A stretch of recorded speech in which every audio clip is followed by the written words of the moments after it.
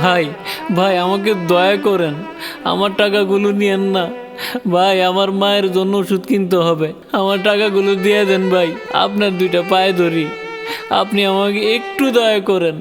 রিক্সা চালক রফিক সারাদিন রিক্সা চালিয়ে অনেক ক্লান্ত এবং ক্ষুধার্ত, তাই পথের ধারে একটি টং দোকান দেখে রিক্সা থামালেন কিছু খাওয়ার জন্য।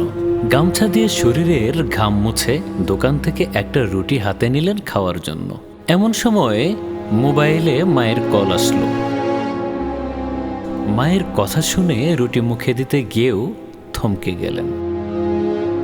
ফোনের ওপার পাশ থেকে ভাঙা কণ্ঠে বলতেছিলেন তার মা, বাবা 2 দিন হইল ওষুধ শেষ হয়ে গেছে, ওষুধটাও বাইরে গেছে, ওষুধ কিনতে 500 টাকা লাগবো।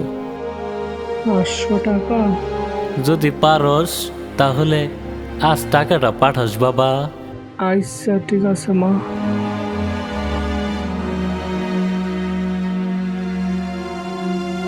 মায়ের কথা শুনে রফিকের হাতে থাকা রুটিটা না খেয়ে দোকানে রেখে দিলেন। মায়ের অসুস্থতার কথা শুনে মন খারাপ করে না খেয়ে চলে গেলেন।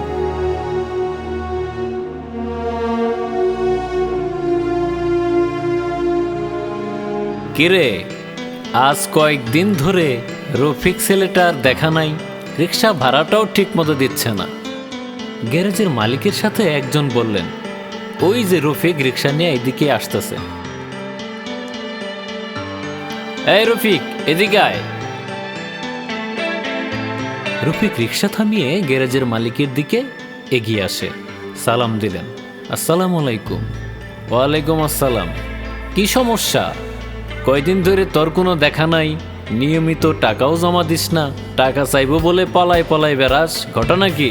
রিক্সা চালক ছেলেটি কিছু বলতে চাইল, কিন্তু মালিকের সাথে থাকা লোকগুলো তাকে কিছু বলতে দিল না। এক পর্যায়ে রিক্সা চালকের গায়ে হাত তুলল। রিক্সা চালক গ্যারেজের মালিককে বলল, ভাই আপনারা আমার সমস্যাটা তো শুনবেন আগে। তোর এসব মিথ্যা অজুহাত শোনার সময় আমাদের নেই। রিক্সা চালক বলল, ভাই কয়েকদিন যাবৎ মায়ের শরীরটা অনেক খারাপ, এর মধ্যে কদিন হতে ভাড়াও তেমন পাচ্ছি না, তাই ভাবছিলাম মায়ের ওষুধ কেনার টাকাটা দিয়ে তারপর আপনাদের সব টাকা পরিশোধ করে দেব। না না, তোকে আর কোনো সময় দিতে পারবো না। ভাই আপনার দুইটা পায়ে ধরি, আপনি আমাকে একটু দয়া করেন। পায়ে ধরে কোনো লাভ নেই, তুই আজকে সব টাকা পরিশোধ করে যাবি। এই দেখ ওর পকেটে কত টাকা আছে। ভাই ভাই আমাকে দয়া করেন, আমার টাকাগুলো নিয়েন না ভাই, আমার মায়ের জন্য ওষুধ কিনতে হবে, আমার টাকাগুলো দিয়ে দেন ভাই। তুই ভাড়া দিতে পারস না, কাল থেকে তুই আর রিক্সা চালাবি না। রফিক হাউমাউ করে কাঁদতে কাঁদতে গ্যারেজের মালিকের পায়ে ধরলেন, কিন্তু গ্যারেজের মালিক তার কোনো কথাই শুনল না। তাদের চিৎকার চেঁচামেচি শুনে একজন পথচারী দৌড়ে আসে। এই দাঁড়ান দাঁড়ান, কি হয়েছে আপনার? আমার মা অনেক অসুস্থ, ওষুধ কেনার টাকা নেই, তাই গত 3 দিন রিক্সা ভাড়া দিতে পারি নাই ওনাকে। এত করে বোঝানোর পরও উনি মানতেছেন না। ভাই আপনি দয়া করে একটু ওনাকে বুঝিয়ে বলেন না। ভাই উনি যেহেতু এত করে বলছেন, ওনার মায়ের ওষুধ কেনার জন্য টাকাটা দরকার, ওনাকে কি আর 2-1 দিন সময় দেওয়া যায় না? হাজার হোক মা বলে কথা। প্লিজ আপনি ওনাকে আরেকটু সময় দেন। গ্যারেজের মালিক বললেন, দেখেন আমাকেও কিছু নিয়মের মধ্যে চলতে হয়, আমাকেও অনেক জায়গায় টাকা দিতে হয়, রোড ভাড়া, এলাকার বড় ভাইয়ের চাঁদা, এরপর আমার পরিবার তো আছেই। আমি যদি আজ ওকে ছেড়ে দেই তাহলে কাল অন্য আরেকজন অন্য কোনো অজুহাত দেখাবে, এভাবে আমি কতজনকে সুযোগ দিব? এভাবে চলতে থাকলে তো একসময় আমাকেই গ্যারেজ বন্ধ করে দিতে হবে। ছেলেটি গ্যারেজ মালিকের কথা শুনে তার অসহায়ত্বের কথাও বুঝতে পারল।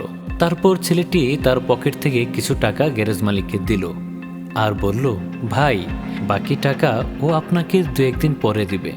আমি অপরিচিত একজন হয়ে যদি ওনার দুর্দিনে পাশে দাঁড়াতে পারি, আপনিও হয়তো পারবেন। আর মানুষ হয়ে মানুষের পাশে দাঁড়ানোটাও তো অনেক বড় ইবাদত, এতে আল্লাহ তাআলা খুশি হন। তোমার মতো সকলেই যদি বুঝতো কতই না ভালো হইতো।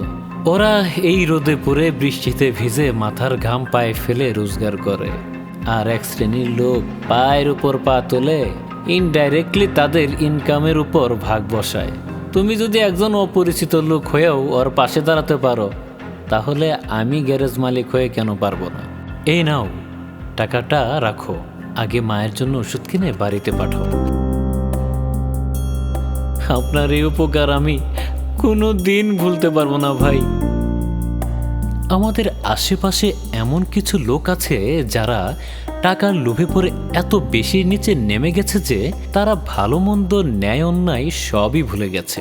এই গল্প দেখে যদি এলাকার বড় ভাইরা ও চাঁদা আদায়কারীরা একটু হলেও বিনয়ী হন, তবে আমরা ধন্য। আল্লাহ হাফেজ।